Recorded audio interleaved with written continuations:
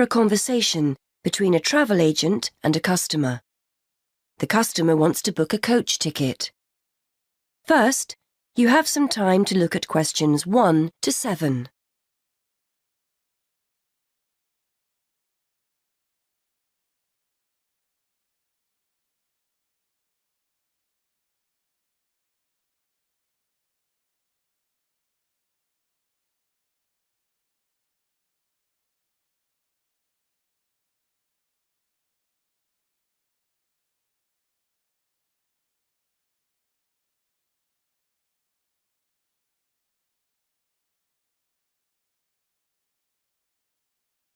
Now we shall begin.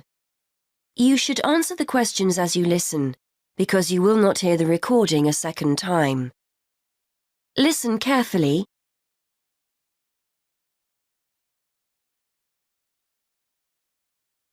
Good morning. I'd like to book a coach to London. I was hoping you had something available this Saturday afternoon. Good morning, sir. Take a seat and I'll just check for you. Yes, we still have several free seats for Saturday. Where will you be leaving from? There are 3 pickup points in town: Main Street, Centenary Square, or the Central Bus Station. From Centenary Square, please. That's easier for me to get to than the bus station. And what time would you like to leave? There are coaches on the hour every hour, from 12 through till 6 p.m. Well, I'm meeting someone at the station in London and I need to be there for 4:30. So, which one would you recommend? Well, there's one leaving at 1 that arrives at Victoria Station at 4:10, if that's any good. Traffic is usually quite light at the weekend and the drivers tend to make good time, so I think you'd certainly be there for 4:30. OK, that sounds just right. I think I'll take that. I can always phone ahead if I'm going to be late. And when are you returning, sir? Actually, I'm not sure when I'll be coming back, so I won't book a return ticket, just one way. I can always book you an open return if you'd like. You can use this at any time within the next month, as long as you contact us first to reserve a seat. Well, there's a chance I might be getting a lift back, you see, so I'll just pay for one way. I don't want to buy a return if I don't need it. OK, no problem. Are you travelling alone? Just the one ticket, please. I'm going down to visit my daughter at university. My son's meeting me at the station, so it's a proper family reunion. Very nice. OK, well, I can book that for you if you like, sir. That'll be £23.50. Now, I just need to take down some details. Can I have your name, please? Yes, it's Matthew Upton. That's U-P-T-O-N. And your address? 34 Allesley Road. Allesley, that's A-L-L-E-S-L-E-Y. And your telephone number? 01732 558 997. And your email address. We'll use this to send confirmation of your travel details.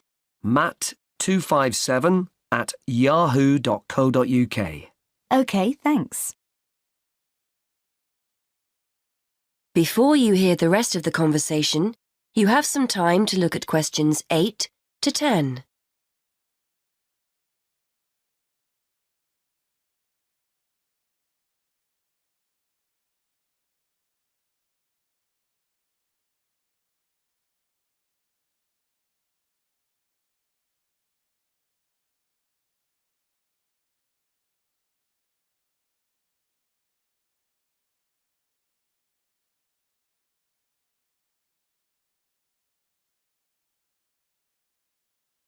Now listen and answer questions 8 to 10. Before I forget, I'll be taking a little luggage. Is there a set luggage allowance? We offer a very good luggage allowance. You can take 2 suitcases as long as they're no more than 20 kilos each. That's 40 kilos in total, and 1 small item of hand luggage on the coach. Most people find that more than adequate. Any additional items carry an extra charge of £10 for each bag. I certainly won't be taking that much, so I should be okay. I was worried I might be taking too much. Would you like travel insurance included with your ticket? It's an additional £2. No, I don't think so. No problem. It's not compulsory. OK. How will you be paying? Actually, I've been having trouble with my debit card today, and I've left my checkbook at home, so I'd better pay in cash. You'll give me a receipt, won't you? Certainly, and we'll send confirmation to your email address as well. So that's £23.50, sir. If you just wait a minute, I'll print you off a receipt.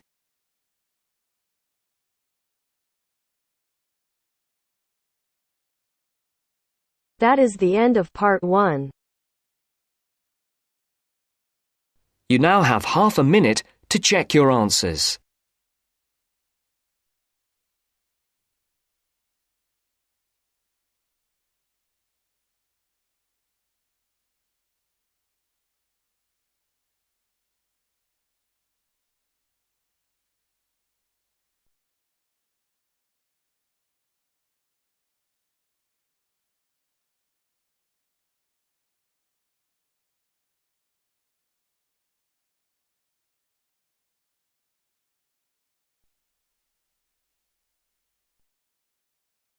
Now turns to part 2. Part 2. You are going to hear a guide named Matt, who is introducing their trip in Wildlife Haven. Now you have some time to look at questions 11 to 15.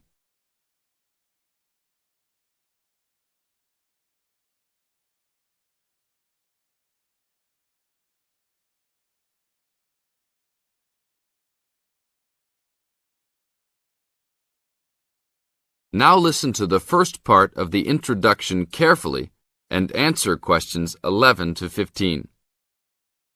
Well, good morning, everybody. My name's Matt, and I'm one of the 3 guides here at Wildlife Haven. Our job is to make sure that you all have a great time here with us and go home feeling happy and relaxed. As you can see, we're away from the city in a remote area between a national park and the sea. To encourage you to relax, there are no radios or TVs, and the only phones and newspapers are in the office.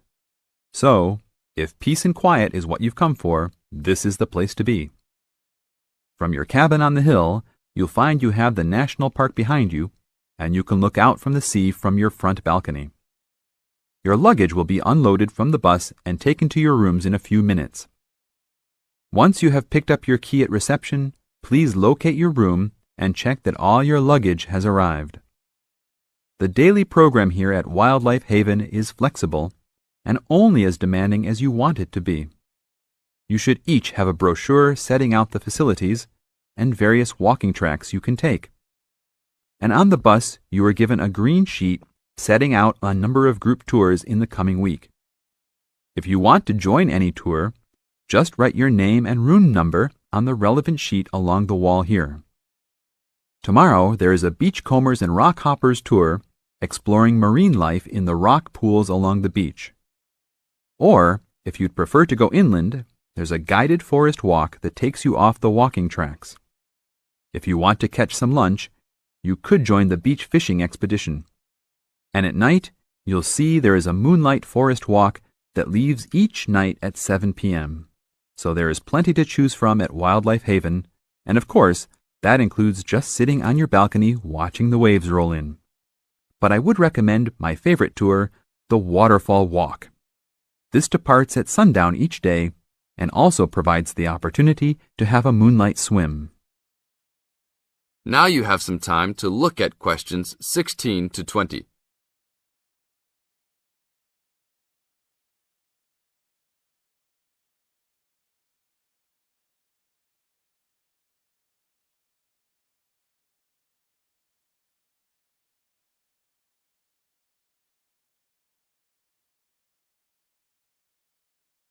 In the second part of the introduction, you are going to get some advice from Matt.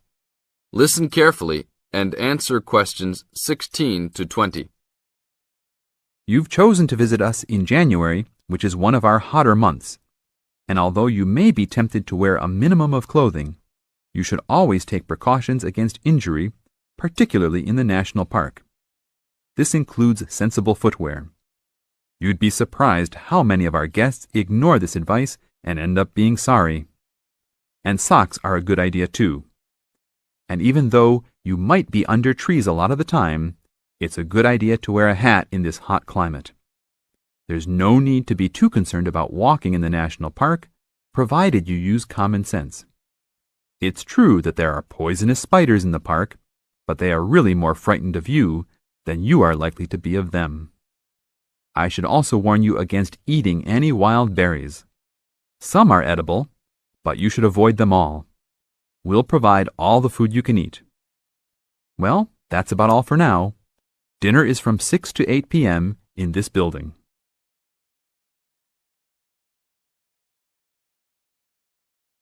That is the end of part 2. You now have half a minute to check your answers.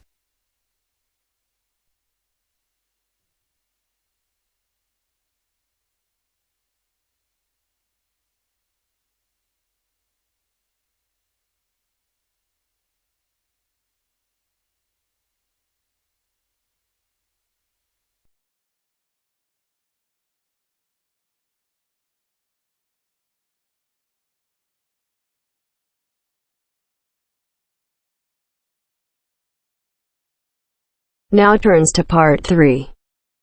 Part 3. You will hear a conversation between a student, Kayana, and a professor about an assignment. First, you have some time to look at questions 21 to 27.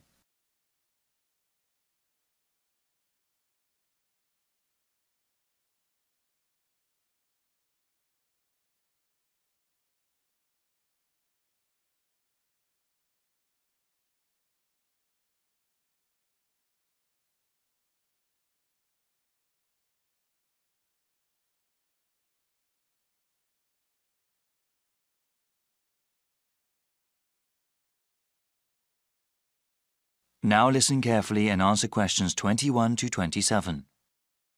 Hi, Dr. Reed. Are you busy right now? Do you mind if I come in for a second? Hey, Kiana. No, I don't mind at all. Thanks. I just wanted to say that I'm enjoying your urban studies course and that I'm having some trouble with the first assignment. Okay, no problem. What do you want to ask? This is my first time writing a paper of this length. All right. What sort of trouble are you running into? Well, writing more than 10 pages is actually turning out to be quite a task. I've been rereading some of the material, and I'm just not sure how to approach the assignment. Yes, it takes some time to get used to academic writing assignments. More time than I expected, really. I also want to do a really good job on the assignment. I don't want to put a half-hearted effort into it.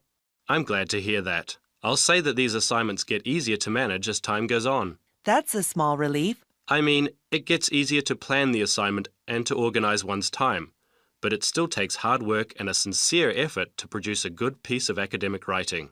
My role is to guide you to the readings I think are the most relevant and to give you tips on managing your time. Okay, could we talk about the readings then? Sure, we can go over them. I guess I want to ask about the Coal House text first.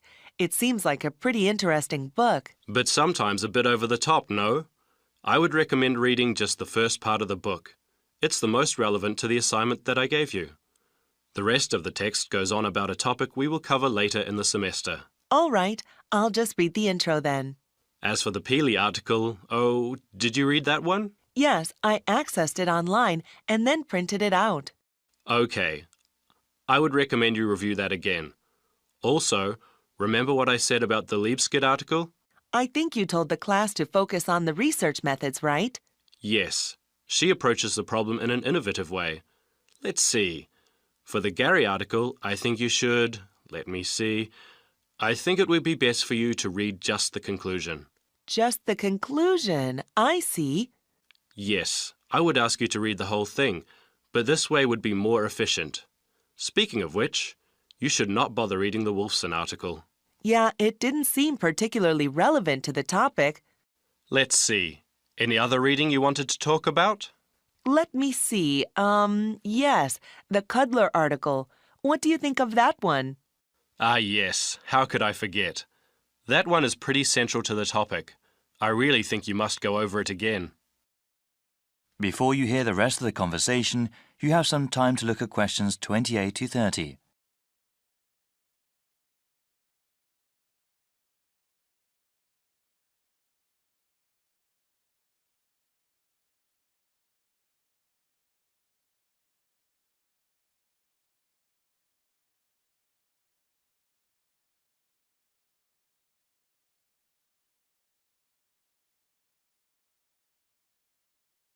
Now listen and answer questions 28 to 30. All right. Is there anything else you wanted to ask about? Yes, I wanted to ask about the line graph that you provided. It seems that the legend identifying the different parts is not there. Ah, it must not have been photocopied correctly. Here, let me explain them. They all represent percentages of the population in Manassas, okay? Line 1 here at the top is the percentage of people who were born in a foreign country. Born outside the country. Okay, and this one? The next line down, line 2 refers to the percentage of people with citizenship. All right, got it. Those making a middle-class wage are represented by the 5th line down. Okay, middle-class wage earners. And the line number 4? That is the percentage of people with a college education or higher. All right, and the one in the middle? That one is the percentage of population who are married and have children. Got it. Thank you so much, Dr. Reed. I really appreciate your help.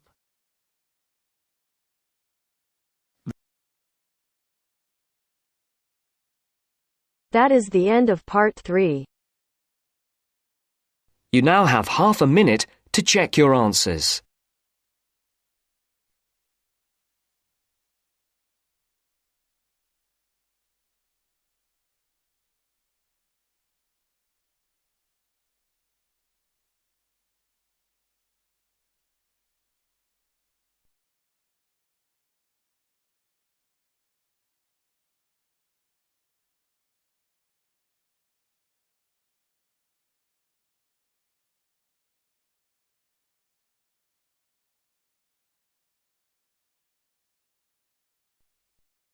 Now turns to part 4. Part 4. In this section, you'll hear a lecture on coral reef. First, you have some time to read questions 31 to 40.